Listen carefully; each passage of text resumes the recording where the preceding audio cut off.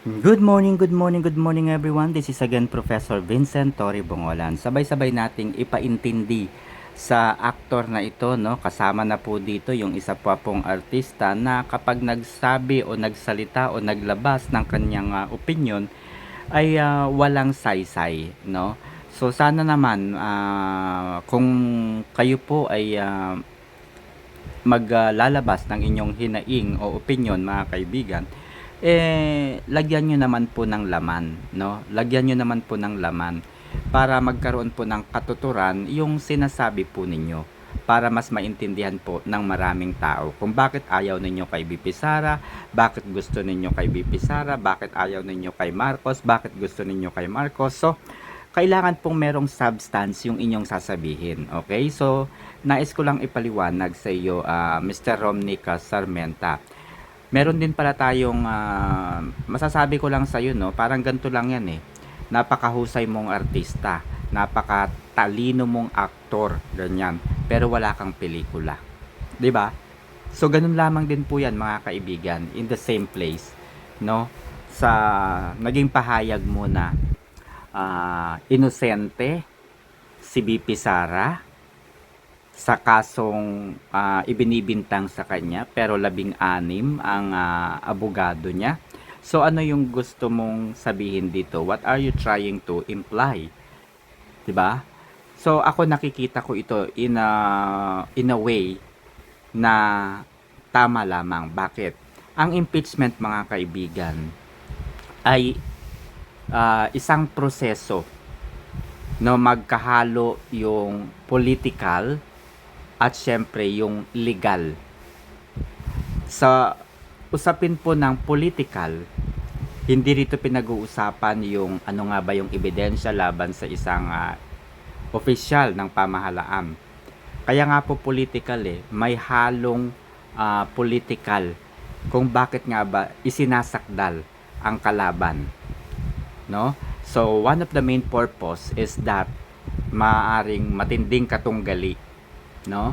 Maaring matinding katunggali itong si BP Sara, and the only way para itong mga grupo ng kongresista at ilan sa mga senador ay talagang pinupush yung impeachment ni BP Sara ay nandoon kasi yung possible outcome whenever they found out, no, kapag nagkaisa po sila na makonvict at ma-impeach itong si BP Sara, removal from the office and perpetual disqualification sa lahat po ng ahensya ng ating pamahalaan.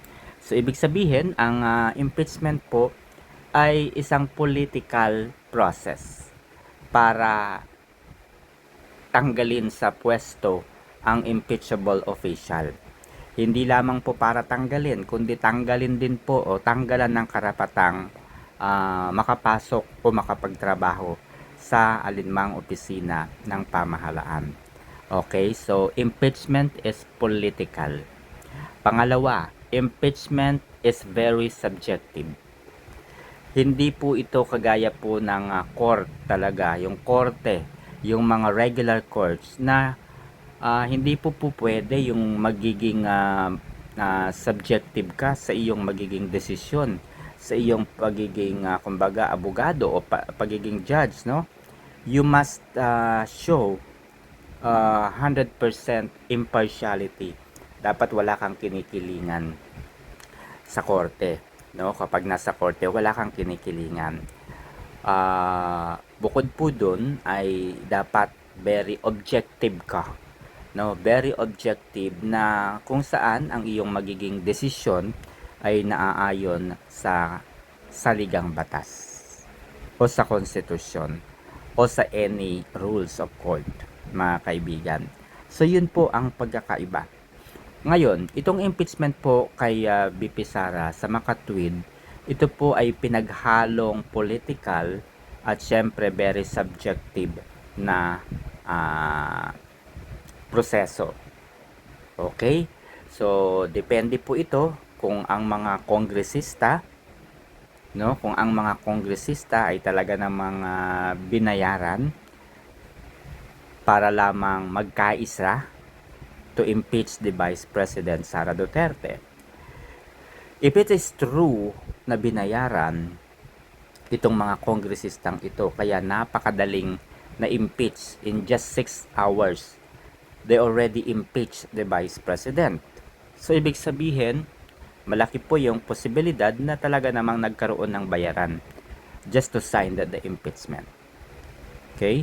So, dahil nga po sa malala nakaririmarim na sitwasyon, ay kung ako po yung tao na isinasakdal, inirereklamo o pinapa-impeach,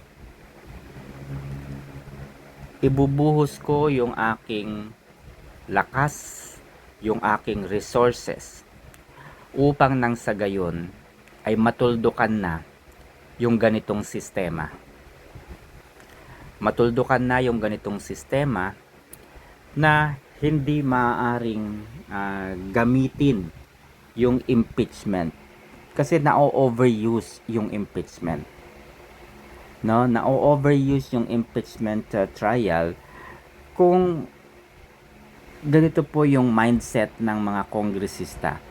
Whenever they don't like their opponent, whenever na meron silang mas mataas na pangarap, lalo na ang pagiging pangulo, so they will do anything and everything para masira, mawasak ang kanilang opponent. So ang reason ng mga kongresistang ito kaya inilunsad po nila ang impeachment complaint against the Vice President, it's because sabi nila accountability. The Vice President should show that she is accountable for all the offenses na ginawa niya. O, diba? Kung accountability lamang din po, we have the courts. Kasi kapag sa korte, mga kaibigan, pag napatunayan nga po nila, gaya ng sinasabi ni Senator Amy Marcos, kapag napatunayan ninyo na talaga namang merong krimen, may pagkakasalang ginawa ang Vice Presidente, nilustay nito ang kanyang 125 million pesos na confidential fund sa hindi tama at naayos na pamamaraan, then prove it. Prove it sa court. Pwede po yun. Wala po tayong magiging problema dun as long as kaya mong patunayan. So, yun lang guys. Ganun yung talagang masasabi nating may argumento. Ngayon, gusto kong makuha yung rational at ano nga ba yung dahilan. Okay? So, siguro i-challenge natin si Romnick Sarmiento. I-challenge natin, ano ba yung pinaghuhugutan mo? Bakit mo nasabi na 16? Akala ko ba inosente? Bakit 16 ang abogado? So, there must be reason. There must be justification. Hindi lang yung basta-basta salita. You have to prove. Gaya nga po ng sinabi ko, okay sa akin yung 16 na abogado because impeachment is a political and a very subjective process.